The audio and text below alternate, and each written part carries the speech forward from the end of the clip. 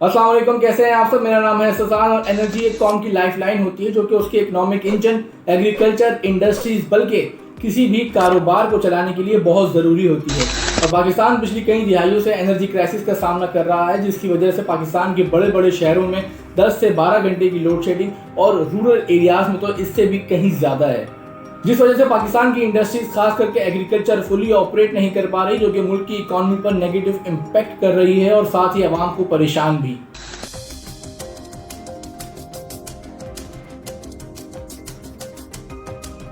सक्खर के इलाके नवाकोट में 10 माह से बिजली की बंदिश के खिलाफ खवातीन सरापा एहतजाज। इतनी गर्मी में काम का जीना इन्होंने दूभर कर रखा है। बहुत लोग परेशान हैं, ना गैस है ना बत्ती है। आइए जानते हैं इस वीडियो में कि क्या क्या कॉजेज हैं मुल्क में एनर्जी क्राइसिस के, जिस वजह से ये शिद्दत इख्तियार कर गया। क्या क्या इम्पैक्ट हुआ मुल्की हालात पर, पिछली गवर्नमेंट ने जो एनर्जी पॉलिसीज बनाई थी वो किस काम आई, और साथ साथ कुछ सजेशंस भी कि किस तरीके से हम इस क्राइसिस को ओवरकम कर सकते हैं। परेशानी कर रखी है, इसे वो फलस्तीनियों से ज्यादा बिस्तर कर रखा है इन्होंने। जाती है गैस की लोड शेडिंग अलग है, पानी का मसला अलग है। हम किस किस मसले को रोए इस कराची में।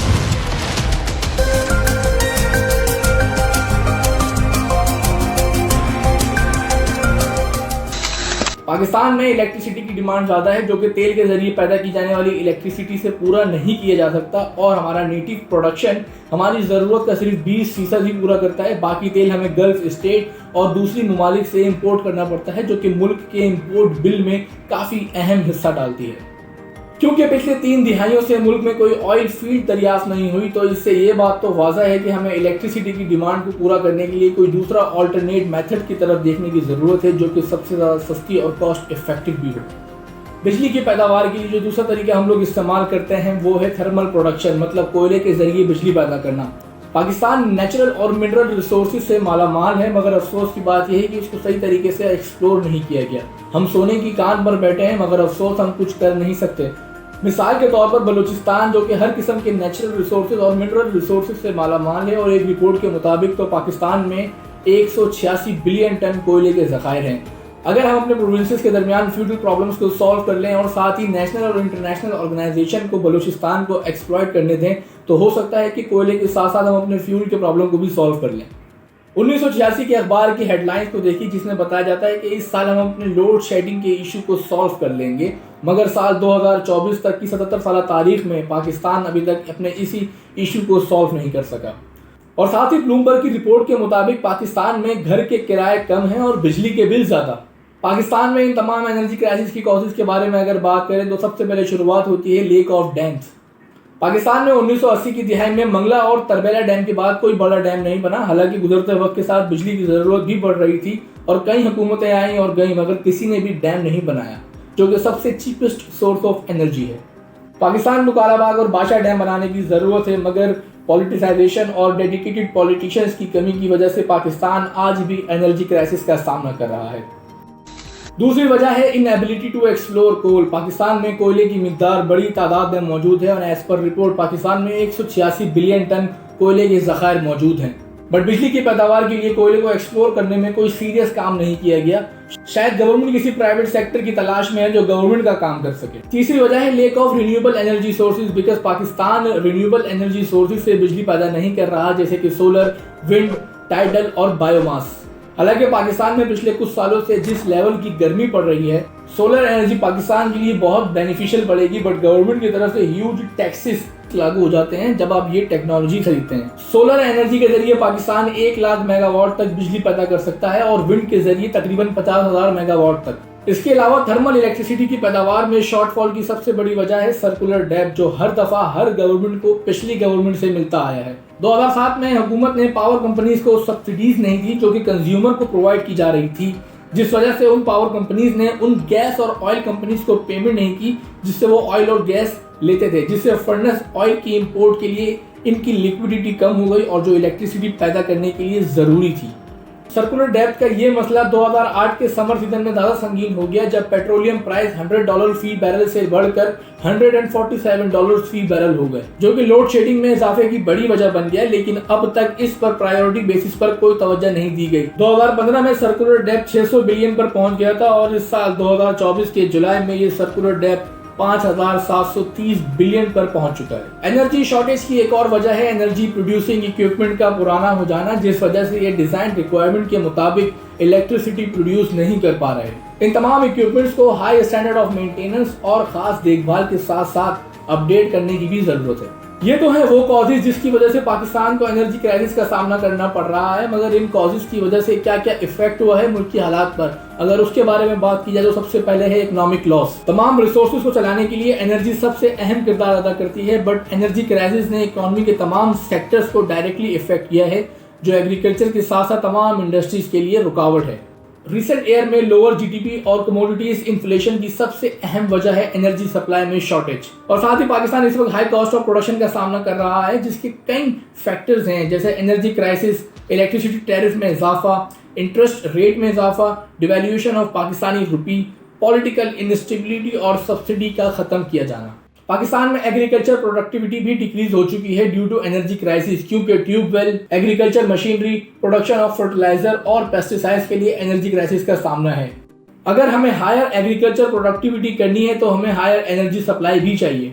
तकरीबन तमाम इंडस्ट्रियल यूनिट एनर्जी से चलाए जाते हैं और एनर्जी सप्लाई में ब्रेकेज डायरेक्टली इंडस्ट्रियल ग्रोथ पर असर करती है, जिसके नतीजे में मजीद इंडस्ट्रियल यूनिट्स खुलने के बजाय बंद होना शुरू हो गए। इन बंद होती इंडस्ट्रियल यूनिट्स और लेस एग्रीकल्चर प्रोडक्टिविटी ने न्यू एम्प्लॉयमेंट के मौके को भी खत्म कर दिया है, और बल्कि ऑलरेडी वर्किंग इंडस्ट्रीज ने एम्प्लॉयड मैन पावर को मजीद डाउनसाइजिंग करना शुरू कर दिया है ताकि उनका प्रॉफिट रेशो बढ़ सके।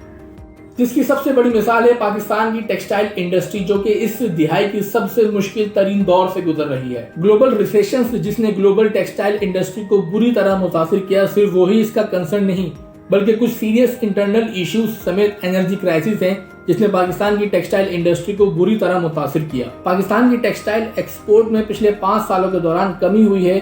ना एक्सपोर्टर अपनी प्रोडक्ट को इफेक्टिवली मार्केट कर पा रहा है और ना ही बायर पाकिस्तान विजिट कर रहे हैं due to adverse travel condition, जिस वजह से एक्सपोर्टर्स का अब्रॉड ट्रैवल करना मुश्किल से मुश्किल तर होता जा रहा है। एनर्जी क्राइसिस के इन तमाम इफेक्ट को देखते हुए मौजूदा गवर्नमेंट के पिछले दौरानिये मतलब 2013 से 2018 के दरमियान much awaited national energy policy 2013-2018 बनाई गई। इस पॉलिसी में पावर सेक्टर्स को दी गई सब्सिडी 2018 तक मरहलावार खत्म कर दी जाएगी और 2017 तक लोड शेडिंग भी खत्म कर दी जाएगी। मगर गवर्नमेंट ने 2018 तक सब्सिडी तो खत्म की मगर लोड शेडिंग खत्म करना भूल गए। खैर, इस पॉलिसी के और भी मकसद थे, जैसे कि 2018 में इजाफी बिजली पैदा करना, गवर्नमेंट ओन पावर प्लांट्स को और कुछ पावर डिस्ट्रीब्यूटिंग कंपनीज को प्राइवेटाइज करना, पावर जनरेशन कॉस्ट को डबल डिजिट से सिंगल डिजिट करना, NEPRA, OGRA, water and power ministry को रिस्ट्रिक्टेड करना। मगर अफसोस उन पॉलिसीज पर मुकम्मल तौर पर अमल नहीं किया गया। अगर गवर्नमेंट उस वक्त ये पॉलिसी बनाने के साथ साथ एनर्जी क्राइसिस को हल करने के लिए कुछ और मुख्तलिफ तरीकों पर अमल करती तो शायद आज हालात कुछ और होते, जिसमें सबसे पहले है रिन्यूएबल एनर्जी सोर्सेज पर शिफ्ट होना। जैसे कि विंड एनर्जी, पाकिस्तान में 10,000 से 50,000 मेगावाट तक विंड एनर्जी की सलाहियत मौजूद है। इसके बावजूद पाकिस्तान में हवा के जरिए बिजली की पैदावार अभी तक इनिशियल स्टेज पर ही है। सेकेंडली है सोलर पावर, जिसमें सनलाइट को सोलर थर्मल पैनल के जरिए इलेक्ट्रिसिटी में कन्वर्ट किया जाता है। पाकिस्तान में सोलर एनर्जी से 1 लाख मेगावाट से ज्यादा इलेक्ट्रिसिटी पैदा करने की सलाहियत मौजूद है, मगर पाकिस्तान सिर्फ 882 मेगावाट इलेक्ट्रिसिटी पैदा कर रहा है। एक तरफ गवर्नमेंट मोबाइल कंपनी से कहती है कि वो अपनी ट्रांसमिशन टावर्स को एनर्जी सप्लाई पेट्रोलियम से शिफ्ट कर सोलर एनर्जी पर करे, और दूसरी तरफ गवर्नमेंट ने सोलर पैनल्स पर ह्यूज टैक्सेस भी लगा दिए, फिर वो चाहे रेजिडेंशियल हो या फिर कमर्शियल। तीसरा तरीका है बायोमास प्रोडक्शन। ये वो तरीका है जिसमें गार्बेज को इस्तेमाल कर इलेक्ट्रिसिटी प्रोड्यूस की जाती है, क्योंकि जब गार्बेज डिकम्पोज किया जाता है तो उसमें मीथेन गैस प्रोड्यूस होती है, जिसे पाइप्स में जमा किया जा सकता है और बाद में इलेक्ट्रिसिटी प्रोड्यूस करने के लिए जलाया जा सकता है। ब्राजील के पास दुनिया में बायोमास और बायोडीजल के सबसे बड़े प्रोग्रामों में से एक है और उसके बाद फिर यूएसए है। अगर इस प्रोग्राम पर प्रॉपर्ली काम किया जाए तो मुल्क को 2 फायदे होंगे। एक तो एनर्जी क्राइसिस पर कुछ हद तक फर्क पड़ेगा और दूसरा हमारे शहर भी साफ सुथरे हो जाएंगे, खासकर कराची। इसके साथ साथ हमें डैम बनाने की भी जरूरत है, जिसमें लॉन्गर, मीडियम और शॉर्टर टर्म डैम शामिल हैं, क्योंकि पाकिस्तान 41,000 मेगावाट से 45,000 मेगावाट हाइड्रो इलेक्ट्रिक जनरेट करने की सलाहियत मौजूद रखता है, जबकि हम इस इंपॉर्टेंट रिन्यूएबल सोर्सेज से सिर्फ 10,635 मेगावाट बिजली पैदा कर रहे हैं। इस तरह बहुत से स्मॉल और मीडियम हाइड्रो प्लांट दरियाओं और नहरों पर भी लगाए जा सकते हैं। एनर्जी क्राइसिस का एक सॉल्यूशन ये भी है कि अगले 5 सालों के लिए हाइड्रो थर्मल इलेक्ट्रिसिटी को 60-40 या 50-50 के रेशो पर चलाया जाए। 1991 के वाटर रिकॉर्ड ने पानी को स्टोर करने और बहुत से डैम बनाने के रास्ते खोल दिए थे, मगर कालाबाग डैम पर जारी कॉन्फ्लिक्ट एक बड़ी रुकावट बन गया। मगर हैरत की बात यह है कि कई छोटे और नॉन कंट्रोवर्सी हाइड्रो इलेक्ट्रिक के प्रोजेक्ट बगैर किसी जवाब और वजह के डिले कर दिए गए। इन तमाम सॉल्यूशंस पर अमल कर पाकिस्तान एनर्जी क्राइसिस को ग्रेजुअली ओवरकम कर सकता है और साथ ही सस्टेनेबल, रिलायबल और मोस्ट एफिशिएंट एनर्जी सिस्टम भी बना सकता है। आज की वीडियो में इतना ही, मिलते हैं इंशाल्लाह नेक्स्ट वीडियो में। तब तक के लिए अल्लाह हाफिज।